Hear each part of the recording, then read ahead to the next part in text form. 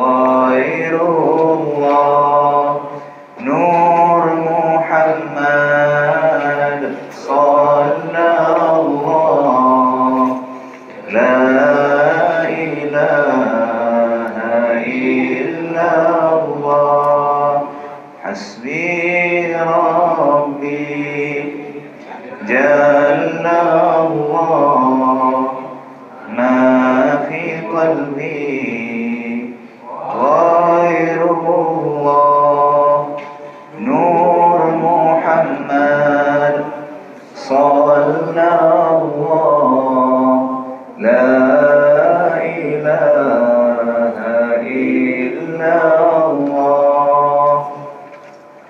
Assalamualaikum warahmatullahi wabarakatuh. Alhamdulillahi rabbil alamin, wassalatu wassalamu ala rasulil amin, sayyidina wa habibina wa maulana Muhammad wa ala alihi wa ashabihi ajma'in. Yang saya hormati dan muliakan seluruh ahli jawatan kuasa Surah As-Salihin Taman Samudra, para asatizah, tuan-tuan guru, ustaz-ustazah, pimpinan masyarakat, ayah-ayah, ibu-ibu, hadirin dan hadirat rahimakumullah. Alhamdulillah dapat kita berkumpul pada malam ini bagi sama-sama kita meneruskan pengajian kita saban minggu, Selasa, malam Rabu di surau ini untuk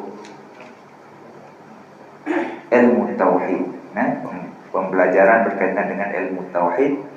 Dan seperti mana kita semua sedia maklum, ada 3 ilmu setiap mukallaf wajib pelajari. Yang pertama ilmu tauhid, mengenal Allah. Yang kedua ilmu fiqh, ilmu undang-undang, halal haram, sah batal amalan kita. Dan yang ketiga ilmu tasawuf, ilmu menyucikan hati kita daripada sifat-sifat mazmumah, sifat yang dicela, riya, ujub, takabur dan sebagainya. Jadi untuk slot Selasa malam Rabu ni kita bincang tentang tauhid, mengenal Allah Ta'ala. Mengenal Allah Ta'ala itu benda yang sangat sukar, kerana benda yang Allah Subhanahu Wa Ta'ala itu zat yang tidak dipandang, yang tidak pernah kita dengar dan sebagainya. Maka cara untuk nak kenal Allah Ta'ala, kena kenal diri kita dan mungkinat benda-benda yang Allah cipta. Tengok alam ni, tengok langit, tengok bumi, tengok binatang, tengok tumbuhan. Dan yang lebih penting daripada itu, tengok diri kita masing-masing, fizikalnya, emosinya, spiritualnya. Dan tengok diri kita, perasaan kita dan sebagainya. Kita akan nampak betapa Allah SWT itu sangat hebat. Tak ada makhluk yang boleh susun sebegini hebatnya, melainkan satu zat yang sangat agung. Dan kita pun mengetahui melalui jalan para Nabi dan Rasul bahawa zat yang agung itu namanya Allah. Dan dia memiliki nama-nama indah yang lain yang kita sebut sebagai Asmaul Husna, yang 99 itu. 99 itu nama perangai-perangai dia, sifat-sifat dia. Kasih sayang, adil dan sebagainya. Tuntutan untuk mengaji tauhid ni Allah sebut banyaklah dalam Al-Quran, supaya kita menggunakan akal dalam mencari zat yang mencipta alam ini, yang namanya Allah itu tadi. Antaranya Allah sebut dalam surah Yunus ayat 101, Qul inzuru madza fis samawati wal ard.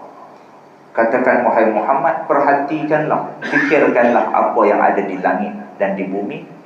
Daripada segala kejadian yang menakjubkan ini akan membuktikan keesaan Allah SWT. Adanya alam ni kita tahu Tuhan tu mesti satu, mesti tunggal, mesti Ahad, Esa. Kerana kalau Tuhan tu jangan kata banyak, dua saja pun tentulah alam ini bercelau. Bayangkan satu negeri ada 2 menteri besar, ataupun satu negara ada 2 Perdana Menteri. Tak jadi kerja apa lah. Seorang kata nak naik gaji, seorang kata tak usah naik gaji. Seorang kata gaji minimum pekerja 1,500, kan? Seorang lagi kata kita kekal lah macam dulu lah. 1,200. Jadi masalah ha? Jadi tentulah kena ada yang buat keputusan, mesti seorang saja.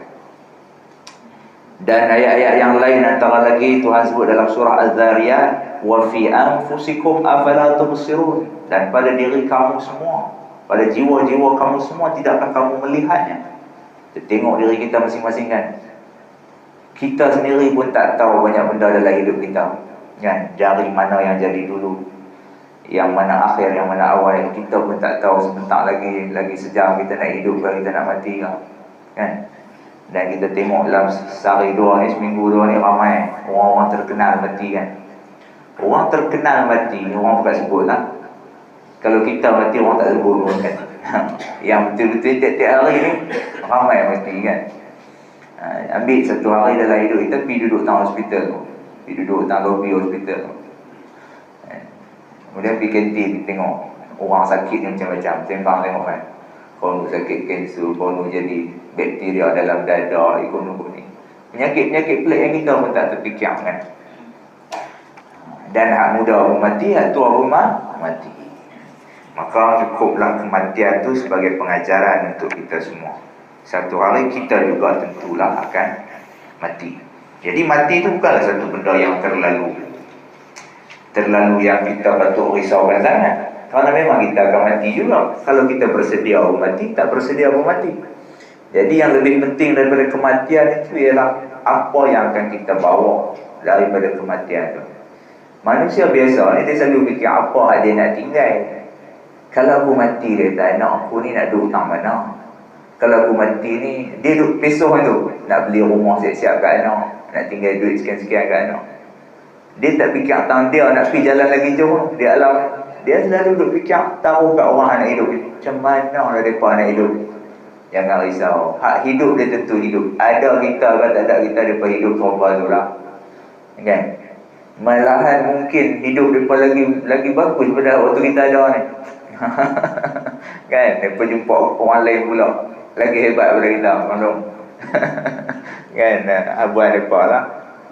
Kita pula hidup beli insurans pula banyak atas nama kita kan. Buat orang lain lah. Tapi kita fikirlah benda lepas mati lah ni kan. Kita fikir kita tu nak bawa balik apa, bukan nak tinggal apa. Baik, jom kita baca terus kitab kita kerana kita dah agak lewat Kita menggunakan kitab Aqidatun Najin, akidah orang-orang yang percaya. Kitab yang paling tebal, antara yang tebal lah, kitab Turas yang tebal berkaitan ilmu tauhid di tanah Melayu Nusantara. Banyak ulama-ulama kita di Nusantara ni, orang Indonesia, orang Malaysia, orang Fatani waktu dulu mengaji di Makkahil Mukarramah. Semua bukan mengaji di Mekah dulu. Mengaji di Mekah, di Masjidil Haram tu lah. Kemudian dia bertulis kitab dan dia cetak di Mesir. Dan lepas cetak tu dia bawa balik main ke tanah kita ni lah. Dan ada ulama-ulama yang buka pondok dan sebagainya, kita bakal baca. Tapi akhir zaman ni, zaman kita ni, bila kita dijajah lama oleh British, dan dia buat sistem baru lah pengajian ni kan, buat sekolah-sekolah. Dia buat sekolah-sekolah menengah, sekolah-sekolah kebangsaan ni. Jadi semua orang kita bukan pergi ngaji sekolah tu lah, sebab nak kerja apa semua. Jadi pendidikan cara pondok ni ramai orang tak tahu lah. Dan daripada bahasa Melayu Jawi ni, mai satu zaman dulu Menteri Pendidikan kita, dia mansuhkan pendidikan Jawi kan. Jadi ramai orang tak kerti baca Jawi lah. Umur 60-an melala ni banyak mereka terlibat dulu dengan Datuk Khair Johari. Tak tahu baca lah, dulu dia buat tak kena baca lah Jawi. Dan Jawi ni kita dulu tak tahu. Dulu sebab kita dulu, orang-orang dulu semua baca Jawi. Kemudian mai bila satu zaman Pendeta Za'bar dia balik daripada England, dia buat bahasa Melayu ni dalam tulisan Roman. Apa dia ajak bunyi kan. So bila kita Melayu pun cakap macam hijau macam orang putih ke, A, B, C, D, E, F, G tu, lain-lain orang Melayu tertinggal bahasa asal dia, bahasa Jawi, cara Arab ni. Bila tak erti baca Jawi, dia tak erti sangatlah baca Al-Quran. Bila tak erti baca Quran, dia tak faham agama kan. Dia berhidup macam orang putih juga lah. A, E, I, O, U, dia pun jingle bell ngaji di tadika kan. Brother John. Tu cerita lagu tu lagu tentang bell tu bunyi loceng di gereja. Brother John tu padri tu ajak pergi gereja, bagi kita nyanyi seronok kan. Tak apalah, benda dah berlaku dah kan. Okey, baik. Kita berhenti satu bab pada muka surat berapa kakak makcik. Malam ni kita tanya pergi awal kan, belum mereka marah kita. Muka surat 7. Betul, kalau betul sama dengan saya lah.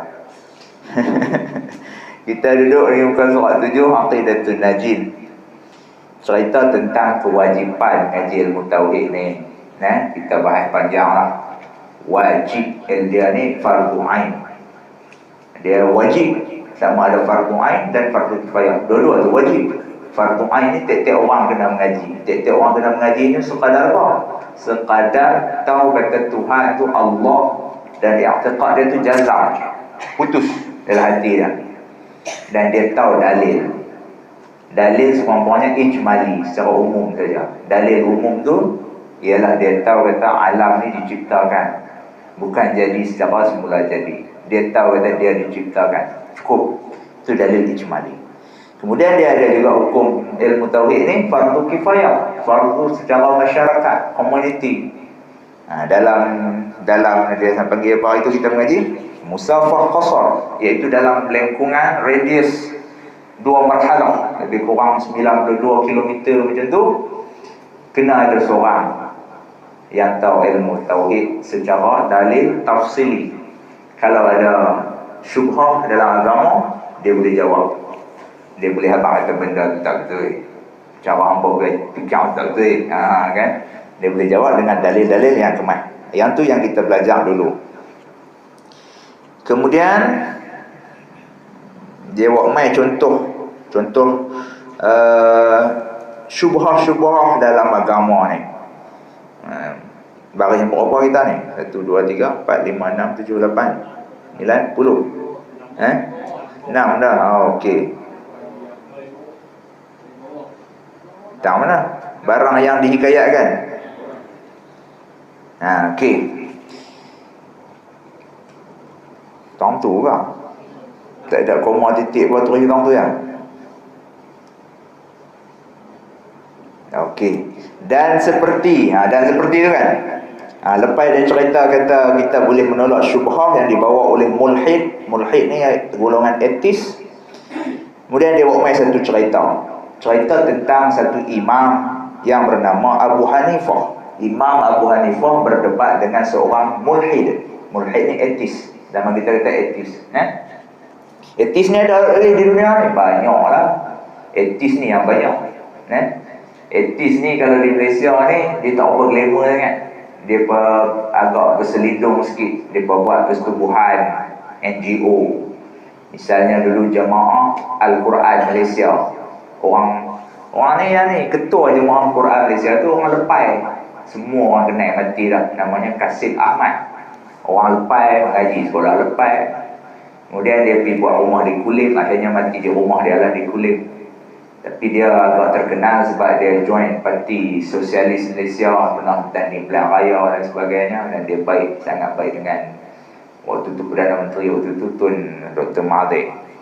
Jadi dia dapat sambutan lah, dia buat buku tentang hadis kan, kajian semula tentang hadis. Jadi kita panggil golongan anti hadis. Ni etis lah ni, pahaman tu. Tak percaya agama. Dan dalam Malaysia ni kemudian agak 20 tahun yang lalu dia buat pula di orang-orang yang mengaji di Universiti Islam Antarabangsa di Gombak sana. Dia buat Sister in Islam, NGO. Dia panggil Sister in Islam, memperjuangkan hak-hak wanita. Perempuan dengan orang lelaki ni dia kata sama je kan. Jadi kalau orang lelaki tak perlu tutup kepala, orang perempuan pun tak tutup kepala. Jadi betul. Lepas tu dia buat main isu-isu dalam agama. Pasal apa dalam agama ni dia kata faraid, orang perempuan dapat 1 bahagian saja, anak lelaki-lelaki dapat 2 bahagian. Tak adil dia tu, kan? Dia buat main isu-isu macam tu lah. Ini sistem ini Islam. Dan kalau secara individu ni di Malaysia, macam saya sebut dah minggu lepas Siti Kasim. Dulu orang ingat Siti Kasim tu kan nak Kasim Ahmad. Dia abang kata bukan pula dah. Saat dia bukan, betul lah kan. Siti Kasim. Kemudian dia ada seorang lagi perempuan tu, lawyer nama Asyah Jalil. Tuan-tuan boleh Google lah, Asia Jalil ni. Laki dia ustaz, baik. Tapi sebab dia anak ramai, dia duduk kena jaga anak ramai dengan kerja lawyer dia jadi miring sikit, otak short sikit. Dia duduk berkawan pula dengan golongan kawan-kawan lawyer dia, Siti Kasim dan ramai lagi. So dia yang agak vokal, lalu duduk sebut kutuk macam-macam. Nabi Muhammad ni lelaki tak guna, dia kata. Duduk naik atas buah Hira, tinggal Khadijah, duduk mengandung kat Fatimah. Jadi dia kata lelaki dia tak usah dia ikutlah panggil macam Nabi Muhammad ni. Asyah Jalil. Kemudian ada yang terkenal, baru terkenal saja. Kalau tuan-tuan duk follow Instagram atau Facebook ni, ada satu makcik muka segak, manis, cakap lembut ni, tapi rambut ubat, tak pakai tudung. Mereka mudah-mudahan dikenal kot, saya pun tak tahu. Aunty, dia sebut nama aunty. Dia selalu ulas tentang isu-isu keluarga lah. Aunty nak ulas tentang suami isteri tak kira kan. Cakap sangat lembut. Kita hak muda ni pun tengok kenal. Tambah kalau hak lebih-lebih Pak Long ni tak tahu lah, Maya tahu lah. Kita hak muda ni umur 40, makcik tu umur 60 lah, 60 segak. Dia bisa kahwin dengan lelaki dia, geng buat apa, korek minyak apa dulu, kaya daripada 80-an, 90-an. Cari gali buat betul dia bercerai dengan lelaki dia, dia kahwin dengan Mak Saleh, dia duduk di Belgium, mana ada orang betul balik main niaga pula ni. Lelaki dia pula mati, lalu duduk di Port Dickson. Dia bawa satu fahaman dia. Dia mula-mula dia tarik bagi orang minat, follower ramai, lepas tu dia jadi cerita anti hadis pula. Dia pun jenis yang tak percaya kat Nabi Muhammad kan. Sebab tu dengan ada tatu di tangan, tapi muka segak, tu kita kalah segak dia cakap pula lembut ni. Tapi pahaman dia tu bahaya. Okey, kita nak cerita tentang orang-orang yang dia nak cerita ni bukan nak kutuk orang, nak abang tu dalam masyarakat kita ada lagi ni hak macam dalam kitab ni dia cerita ni. Jangan kita dipegang, ustaz baca kitab 100 tahun lebih ni, ada lagi ke orang tak percaya kat Tuhan ni? Ada, berlampau. Hak saya sebut tu hak terkenal, hak kot dalam taman kita pun tak ada kan. Baik, jom kita baca sikit. Kuetua mata tak pernah nampak ni. Dan seperti barang yang dihikayatkan bahawa ada satu dahri, bukan di hari tu, dahri, berbaris betul. Dahri ni satu golongan. Dahri ni masuk dalam bahasa Melayu, dahri ni bahasa Arab. Melayu kata golongan masa. Dahri maksudnya waktu. Dahri atau kita waktu, masa, benda zaman, benda tu lah. Golongan dahriyah. Nampak tak? 1, 2, 3, 4, 5 baris dari bawah muka surat 7. Ya, barang yang dihikayatkan bahawa ada satu dahri datang. Jumpa lagi kau. Dahri berbaris. Dahri ni golongan yang percaya dunia ni jadi kerana masa. Dan kita selalu dengar kalau kita jumpa orang kecewa, kita akan kata apa? Kata-kata ni terkenal daripada zaman URTV dulu.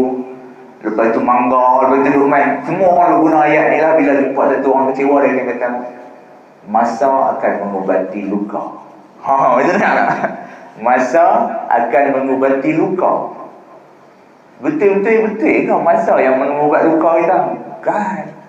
Ada benda, ada luka. Masa yang banyak tu akan bertambah luka. Kan? Ada. Maksudnya yang menyembuhkan bukan masa. Yang menyembuhkan tu Allah. Golongan dia panggil dahri.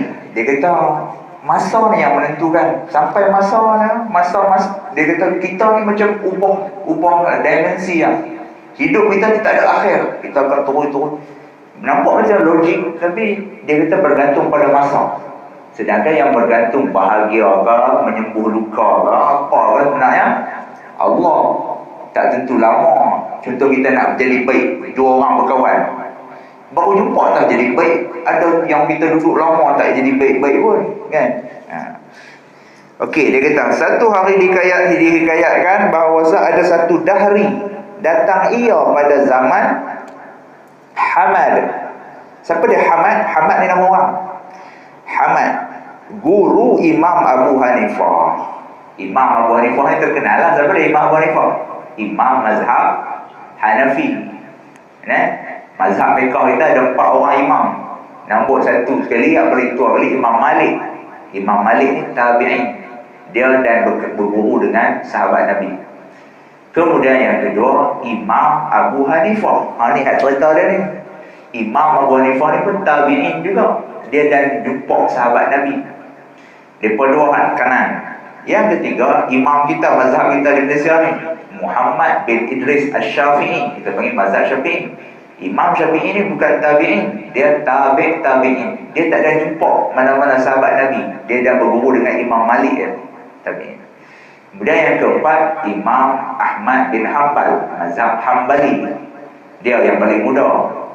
Imam Syafi'i mati, tahun Imam Syafi'i mati tu dia baru panak. Dia baru lahir. Imam Hanbali. Dia pun tabi'in. Jadi Imam Abu Hanifah ni ada tok guru. Tok guru dia nama Hamad. Tu buat tu, baris putih. Bukan jad tu. Hamad, mim tu. Okey. Pada satu hari seorang dahri datang pada zaman Hamad, guru Imam Abu Hanifah, dan menuntut ia akan segala ulama, hendak berhujah ia dengan katanya.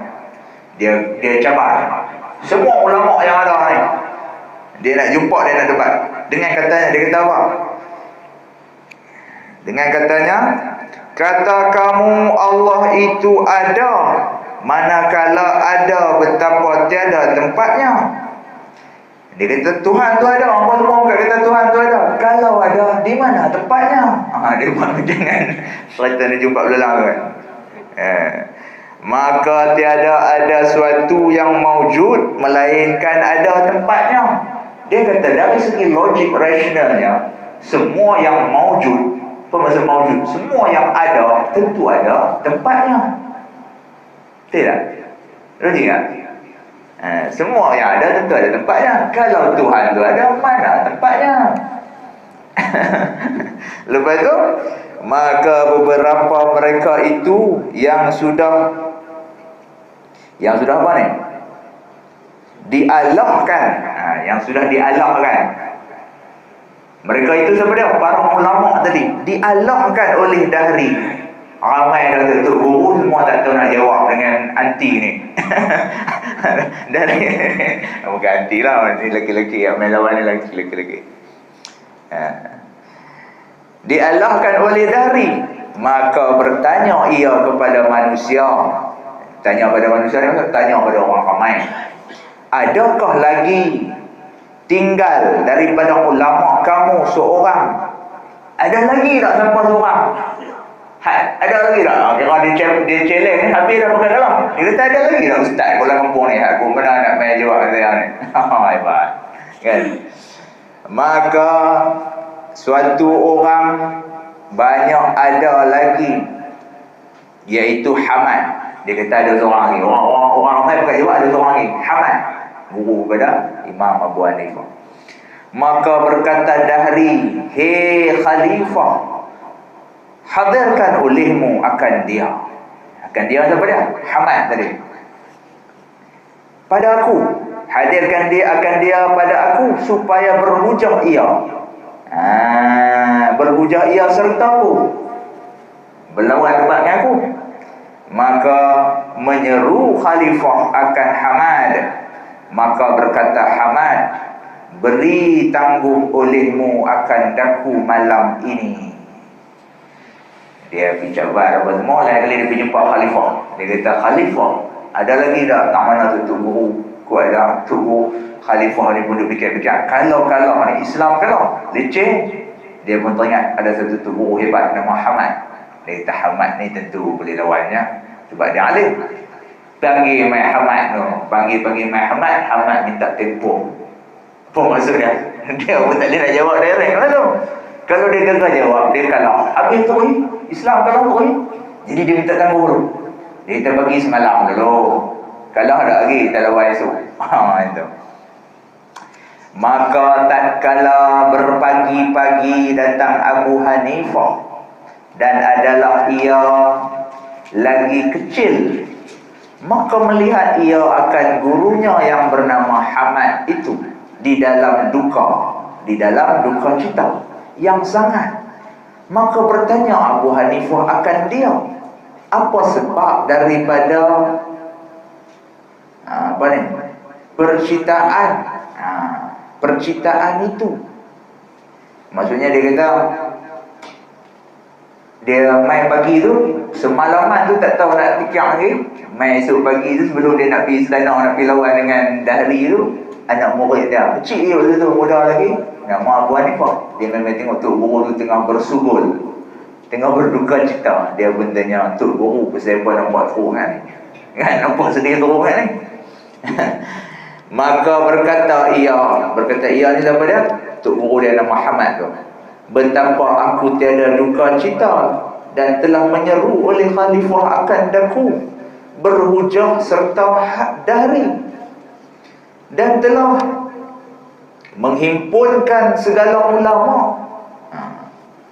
Dan aku bermimpi semalam di dalam tidurku akan suatu pelihatan yang sangat munkar. Dia kata, pasal apa aku tak sedih? Dahri ni, khalifah suruh berlawan dengan Dahri. Dahri ni pergi kalah semua ulama lah, tinggal aku ya ni. Kemudian dia kata, yang aku lagi unsing ni, semalam dia kata, aku bermimpi. Mimpi ni pun nampak munkar. Maksudnya nampak tak overshock. Mimpi ni ada dua jenis kan? Mimpi ni ada dua jenis, satu baik, satu tak baik. Dan mimpi ni, kalau kita mimpi baik pun jangan cerita ke orang, mimpi buruk pun jangan cerita ke orang, kecuali orang tu memang alim betul takdir mimpi. Dan kata ulama, sekurang-kurangnya 3 kali dulu, 3 kali mimpi, barulah kalau Nabi cerita kat siapa-siapa pun. Tapi mimpi ni dia kena tengok keadaan waktu kita sebelum tidur tu juga. Kita ni berjunub tak? Kalau tidur dalam bilik semayang, baru dia ada maksudnya. Mimpi ni, kalau para Nabi mimpi dia tak perlu ditakbir lah, tak perlu ditakwil. Hak dia mimpi tu, hak tu lah. Tapi kalau orang biasa, mimpi dia tu kena dihuraikan pula.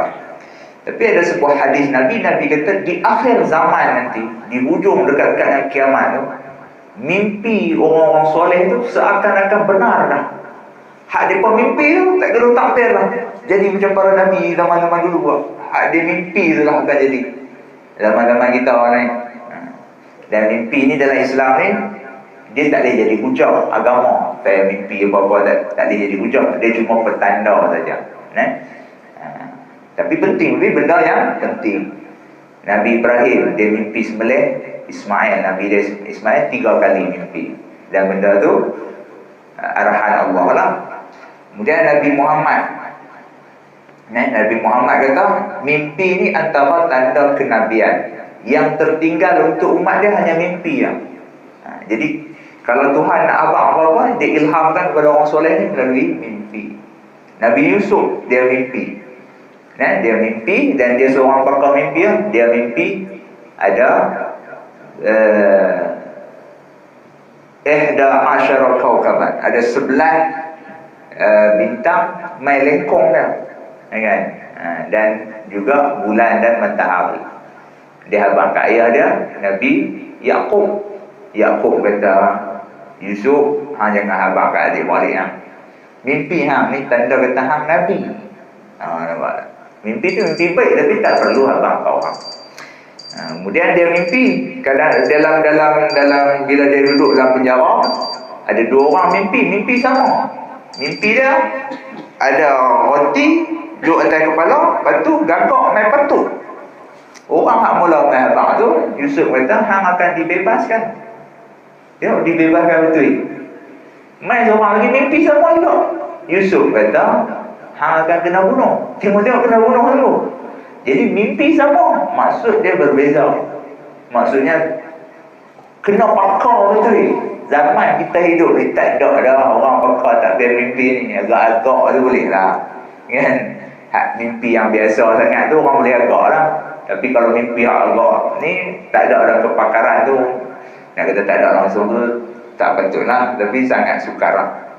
Jadi kalau tuan-tuan mimpi apa, jangan duk pergi cerita orang pun sangat lah, kerana takut kawan tu silap takbir, kita jadi masalah. Dia kata apa-apa kan, hang mimpi apa malam? Aku mimpi berenang. Oh, dia kata mimpi berenang nak mati. Tak lama lah, makcik tu pun balang kabut lah kan. Dia langgar kabut, tapi ajak tukar nama gunung-gunung. Bayar tajuk. Mimpi apa malam? Aku mimpi ulang patu. Dia kata elok. Kan? Taklah nak nikah pula. Dia tak tahu. Ulang tu dia kena tanya pula. Ulang warna apa? Kalau ulang warna hitam, maksudnya orang nak santau je lah. Orang nak hantar main apa-apa kan. Dia ada ingat nak nikah ni. Dia tak tahu nak main apa kan. Kalau ulang tu warna kuning nak main tu nak nikah lah. Saya perlu tunggu lah mimpi tu. Tak main-main.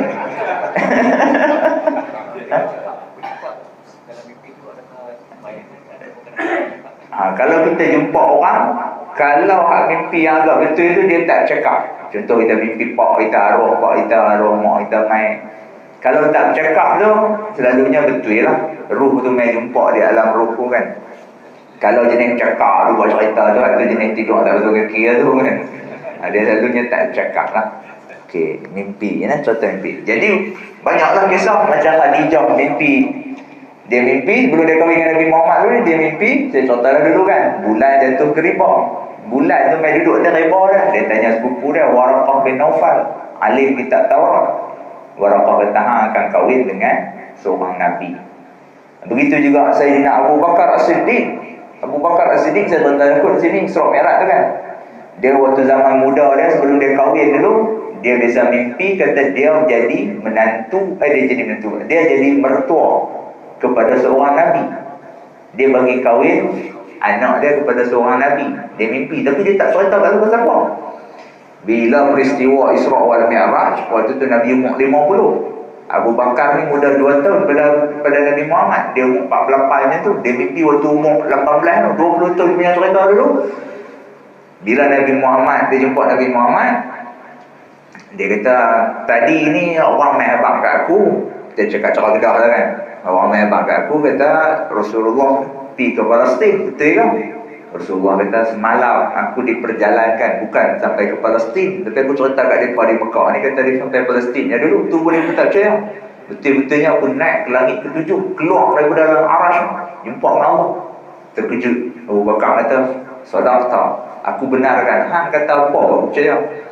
Cuma dia kata, habanglah satu benda supaya iman aku ni bertambah kuat betul-betul. Nabi Muhammad kata, cukuplah mimpi yang hang pernah mimpi dulu. Dia tak habang ke orang pun mimpi dah. Tapi Nabi Muhammad tahu, kata dia pernah mimpi 20 tahun dulu, kata dia jadi pak mentua kepada seorang Nabi. Maka dia terus balik tu suruh Nabi Muhammad kahwin dengan anak dia Aisyah, umur baru 9 tahun. Itu cerita dah, sebab tu yang kahwin muda. Dan Nabi bersama dengan Aisyah umur 12 tahun. Pasal apa? Sebab bila Khadijah mati, wafat, Nabi sedih setahun. Kemudian Nabi kahwin dengan Sa'adah. Lepas tu dah peristiwa Isra wal Mi'raj, jumpa Allah Ta'ala. Turun-turun main, Abu Bakar nak benarkan balik mimpi dia pula. Dia suruh kahwin dengan anak dia Aisyah. Jadi Aisyah ni isteri ketiga Nabi. Tapi bini Abu Bakar tak masuk Islam. Jadi dia tak boleh lah. Jadi Aisyah, Asma apa semua duduk dengan mak dia apa semua. Dia rumah di Mekah kan. Tak bersama lah Nabi Muhammad. Kemudian Nabi umur 53, 3 tahun lepas kahwin tu, baru Nabi berhijrah ke Madinatul Munawwarah. Abu Bakar pun hijrah. Bini dia tak mau masuk Islam juga. Jadi dia bercerai dengan isteri dia. Dan dia waktu 2 orang anak dia ni. Dia ada anak lagi, anak lelaki-lelaki badan, tapi dah tak mau nak ikut mak. Sebab tu dia digelar Abu Bakar. Bukan nama betul Abu Bakar ni. Abu Bakar ni gelarannya. Bapa kepada 2 orang anak darah. Bapa kepada darah. Bikrun tu maksudnya darah. Itu cerita dia. Kerana agama ni dia sanggup buat apa saja yang kata Abu Bakar ni. Sayyidina Abu Bakar ni, Nabi kata kalau ditimbang iman dia dengan semua iman manusia ni, umat Muhammad ni, berat lagi iman Sayyidina Abu Bakar. Yang membezakan kita dengan Abu Bakar ni apa? Bukan pasal semayang, bukan pasal solat, pasal puasa banyak apa, sahabat lain puasa lagi banyak. Tapi pasal kepercayaan dan iman, kasih sayang daripada Nabi Muhammad. Jadi nilai seseorang tu ialah kasih sayang dia kepada Nabi Muhammad. Sanggup bagi apa untuk Nabi Muhammad. Ceramah lebih sikit lepas bunyi benda lepok-lepok lah kan. Nak berjuang macam mana, jangan bagi anak kan, jauh sekali. Jadi mimpi yang saya nak abang ni, mimpi ni benda yang penting lah dalam sejarah Islam ni. Ada banyak cerita mimpi kita dan mimpi Sayyidina Osman, mimpi Fatimah lepas Rasulullah mati dan sebagainya. Mau cerita tu jadi panjang. Hamad tu guru pada Abu Hanifah ni pun mimpi juga. Mimpi ni dia kata aku agak nampak munkar. Mimpi ni mimpi agak negatif dia dah. Maka berkata Abu Hanifah, apa ia? Katanya, apa ia? Mimpi apa? Katanya, kata Hamad, aku lihat akan satu dusun yang sangat luas, lagi berhiasan, dan ada padanya satu pohon kayu yang berbuah. Maka keluar daripada satu penjuru kampung itu babi. Dia kata dia mimpi dusun. Dusun tu luar dalam ada satu batang pokok di tengah-tengah dusun tu. Lepas tu dia kata babi pula ada main seekor. Maka memakan ia akan buah kayu itu hingga habis dengan daunnya. Lapak betul babi ni kan. Bukan babi zaman kita. Babi zaman kita dia pergi sondoi kacau tu. Ni dia pergi makan dengan daun kayu. Lebih daripada kambing ni. Babi betul kan. Dia pergi makan buah, dia pergi makan kayu, habis semua pokok. Dan apa ni,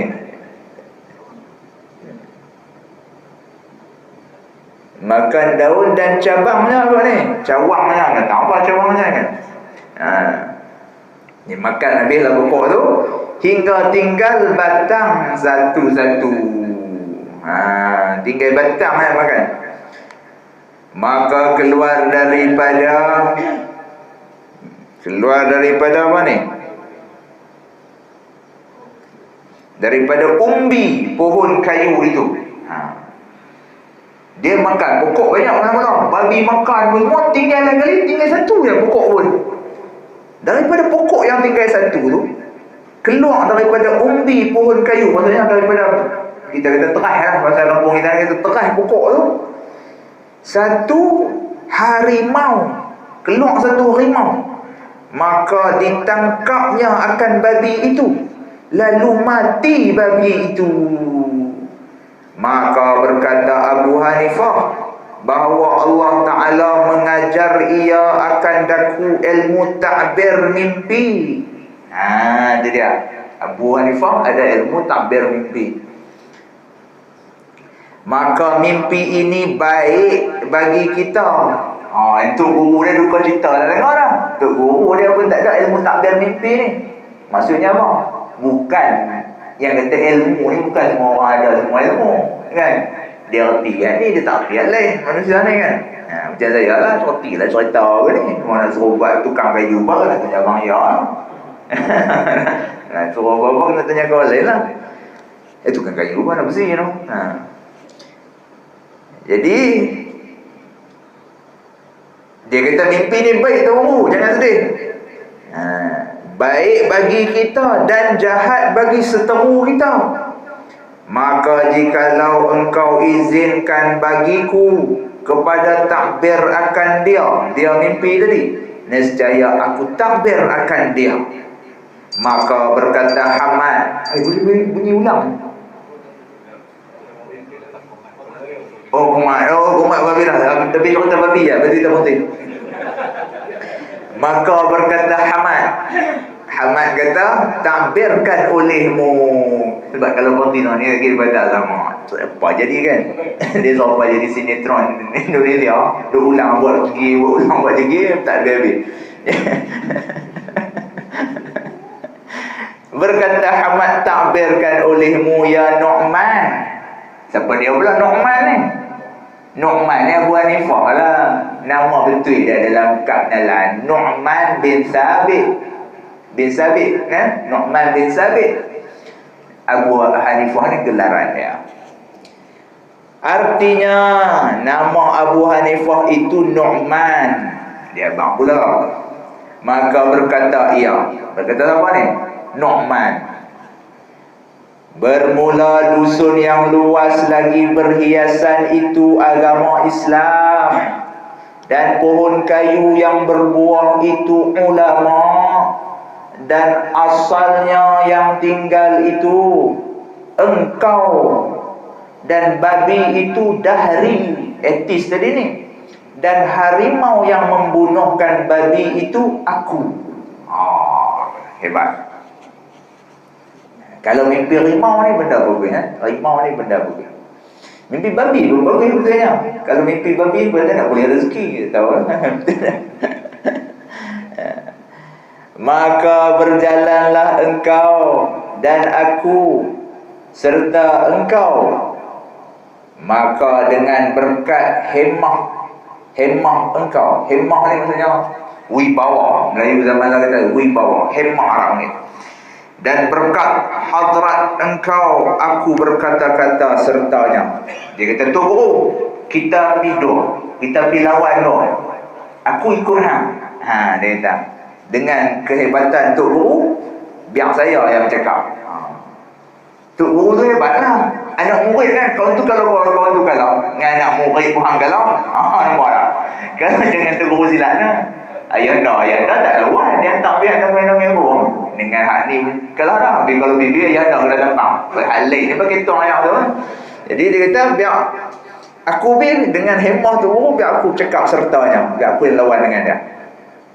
Dan aku lazimkan hujahnya, maka sukalah Hamad itu, dan berdiri keduanya ketika itu jua mangkit terus nak pergi lawan. Berdiri terus keduanya itu jua kepada masjid Jami', nak pergi lawan depan ni di masjid. Maka datang khalifah dan berhimpunlah segala manusia pada majlis Hamad itu, yakni majlis Hamad yang hadir itu. Dan berdiri Abu Hanifah di hadapan gurunya di bawah sarirnya. Sarir ni, bahasa Arab ni sarir ni katil. Dia berdiri di bawah sarirnya, duduk diri bawah katil pula. Bawah katil dia apa ni? Arab dulu.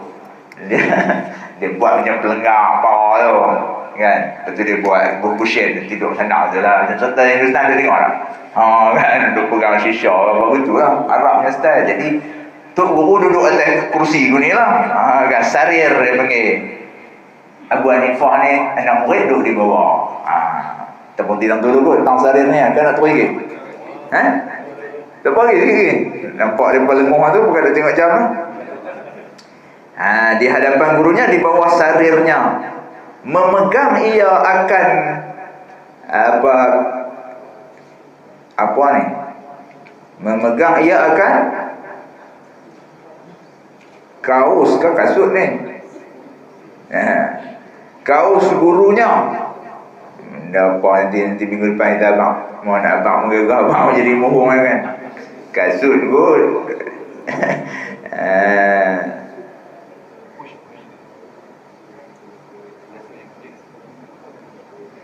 Dan kau sendirinya, maka datang dahari dan naik ia di atas mimbar. Main-main Baklung etis tu cakap dulu, naik atas mimbar. Dan berkata ia dahari tadi, siapa yang menjawab akan soalanku ini, maka siapa yang nak jawab ni, aku nak tanya ni. Maka sahut, bukan syahwat tu, maka sahut maka sahut Abu Hanifah, apa perkataan kamu itu nyatakan olehmu. Cakap macam nama Piramli kan. Apa? Nak tanya apa? Aku nak jawab. Okay. Maka orang yang mengetahui dijawabnya akan pernyataan kamu itu, maka berkata dahri, siapa engkau?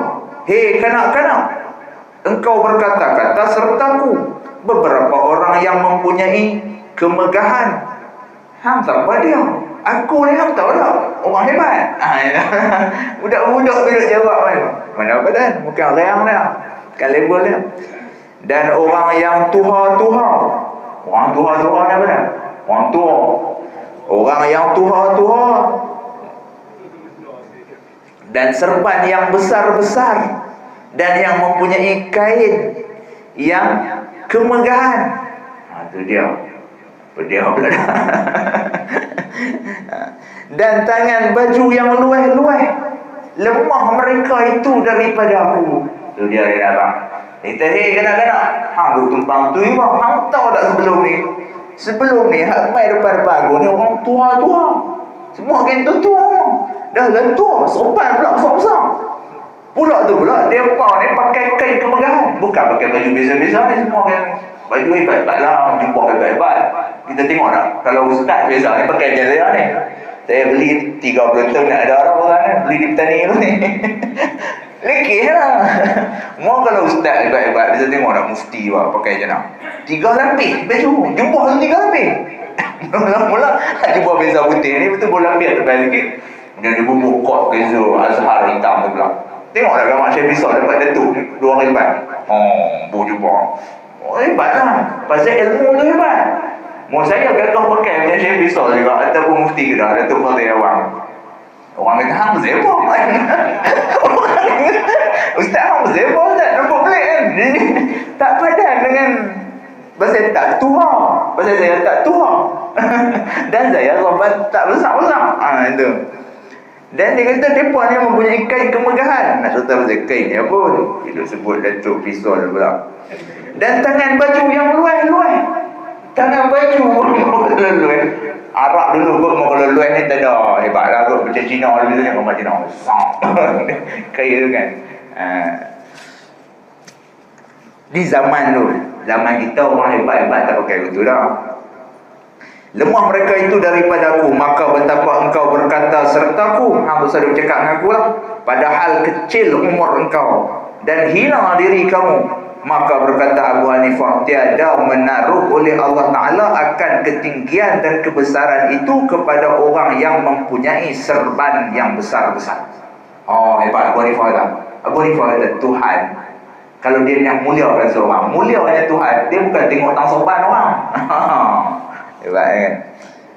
Dan kain yang kemegahan dan tangan baju yang lueh, Tuhan tak tengok itu semua, tetapi ditaruh akan dia Tuhan tadi bagi ulama, seperti firman Allah Ta'ala, walladzina utul ilma darajat, dan yang diangkat dan orang-orang yang diberikan ilmu itu diangkat oleh Allah beberapa darjat. Nilai seseorang tu pada ilmu, bukan baju, bukan sopan, bukan tangluh tangan baju. Kita mau dia tu juga. Cerita ni panjang lagi. Kalau gagah nak cerita pun jadi tak syok balik lah. Dia memang drama tu, dia kena berhenti tengah suspend tu. Berhenti tengah suspend tu, muka terbeliak kan. Dia kata minggu depan gula. Dia berhenti tengah tu. Cerita ni memang simple punya. Minggu depan baru kita tengok macam mana Abu Hanifah berbujau dengan etis tadi, dahri tu. Wallahu ta'ala alam. Yang baik daripada Allah, yang lemah dan yang kurang tu daripada dosa-dosa saya minta maaf lah. Ambil masa tuan-tuan. Dan lawak-lawak yang tak sepatutnya dan sebagainya, saya minta maaf lah. Bismillahirrahmanirrahim. Alhamdulillahirrabbilalamin. Wassalatu wassalamu ala asyrafil mursalin Sayyidina wa habibina Muhammad wa ala alihi wa ashabihi ajma'in. Allahumma faqihna fid din wa alim at-ta'wil wa hdina ila siratikal mustaqim. Ya Allah, ya Tuhan kami, ampunilah dosa-dosa kami. Dosa-dosa kami banyak ya Allah, dosa-dosa kecil, dosa-dosa besar, dosa-dosa yang kami sembunyikan daripada mata-mata manusia ya Allah, ampun semuanya ya Allah. Ya Allah, ya Tuhan kami, janganlah Engkau cabut nyawa-nyawa kami ya Allah, melainkan Engkau terlebih dahulu memberikan nikmat ma'rifatullah. Ya Allah, izinkan kami untuk mengucapkan kalimah La ilaha illallah di akhir hala nafas kami nanti ya Allah.